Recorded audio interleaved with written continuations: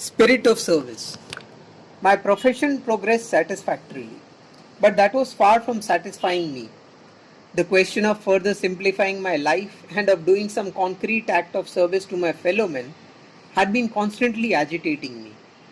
When a leper came to my door, I had not the heart to dismiss him with a meal, so I offered him shelter, dressed his wounds, and began to look after him. But I could not go on like that indefinitely. I could not afford, I lacked the will to keep him always with me. So I sent him to the government hospital for indentured laborers. But I was still ill at ease. I longed for some humanitarian work of a permanent nature. Dr. Booth was the head of the St. Aidan's mission. He was a kind-hearted man and treated his patients free. Thanks to Parsi Rustamji's charities, it was possible to open a small charitable hospital under Dr. Booth's charge.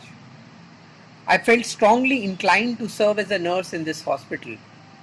The work of dispensing medicines took from 1 to 2 hours daily, and I made up my mind to find time from my office work, so as to be able to fill the place of a compounder in the dispensary attached to the hospital. Most of my professional work was a chamber work, conveyancing and arbitration.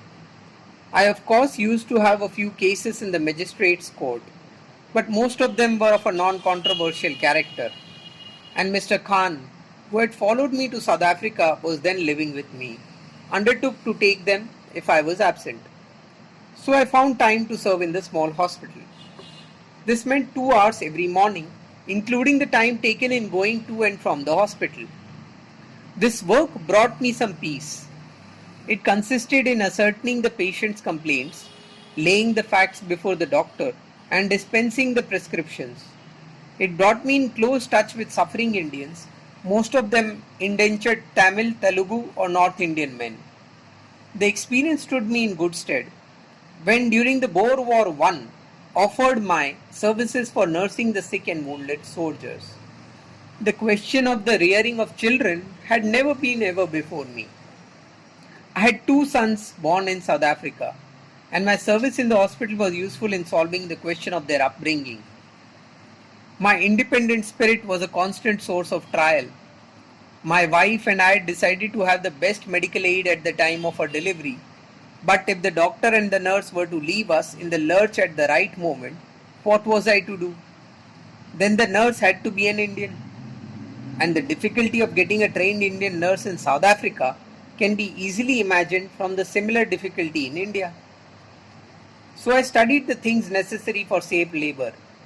I read Dr. Tribhuvandas' books Mane Shikhaman, Advice to a Mother, and I nursed both my children according to the instructions given in the book, tempered here and there by experiences as I had gained elsewhere.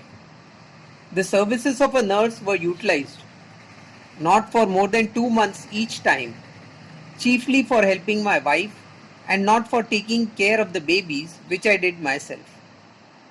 The birth of the last child put me to the severest test. The travail came on suddenly. The doctor was not immediately available, and some time was lost in fetching the midwife.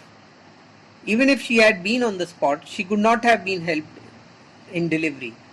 I had to see through the safe delivery of the baby. My careful study of the subject in Dr. Tribhuvandas' work was of inestimable help. I was not nervous. I am convinced that for the proper upbringing of children, the parents ought to have a general knowledge of the care and nursing of babies. At every step I have seen the advantages of my careful study of the subject. My children would not have enjoyed the general health that they do today had I not studied the subject and turned my knowledge to account. We labor under a sort of superstition that a child has nothing to learn during the first 5 years of its life. On the contrary, the fact is that the child never learns in afterlife what it does in its first 5 years. The education of the child begins with conception. The physical and mental states of the parents at the moment of conception are reproduced in the baby.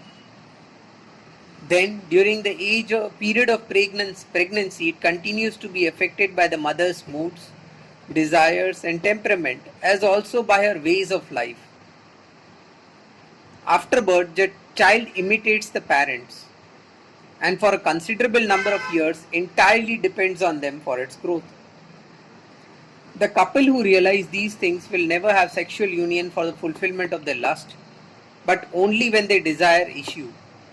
I think it is the height of ignorance to believe that the sexual act is an independent function necessary like sleeping or eating.